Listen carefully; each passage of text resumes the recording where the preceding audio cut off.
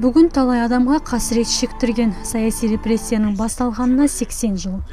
Мемориалды кешеннің алдына келіп, саяси қуғын-сүргін құрбандарын еске алуға келген петропавлдықтардың қарасы қалың.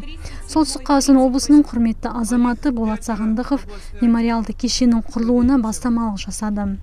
Сөзінше, қасірет жылдары қаза тапқан адамдардың нақты саны әлі де белгісіз.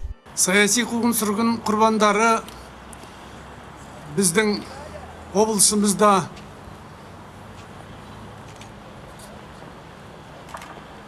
жүздеген халықтың санымен есептелінеді. Өйткені жаңа айтылды, саяси қуғын-сүргін құрбандарының 7612 адам екенін айтылса, оған қосылған жаңағы депортациямен келген 134 мың адам оған қосу керек.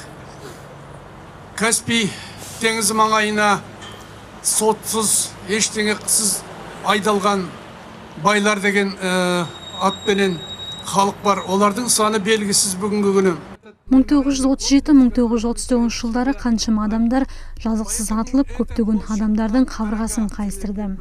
Саяси репрессия уақытында Солтүстік Қазақстан облысының 8000-ға жуық адам репрессияға ұшыраған. Бүгінгі күні ескерткіште 7612 адамның аты жазылған. Саяси репрессия құрбандарын еске алу шарасына қатысқандар ескерткіштің алдында гүл шоқтарын қойып, жапа шеккендерді 1 минут үнсіздікпен еске алды.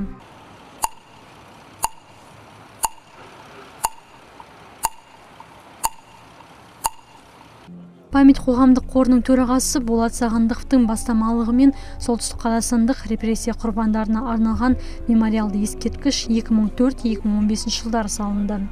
Зерттеушінің ендігі арманы құрбандарға арнап 3 залды мұражай орнату. Мөлдір Тәңірбергенова, Даният Темірғалиев, Первый Северный.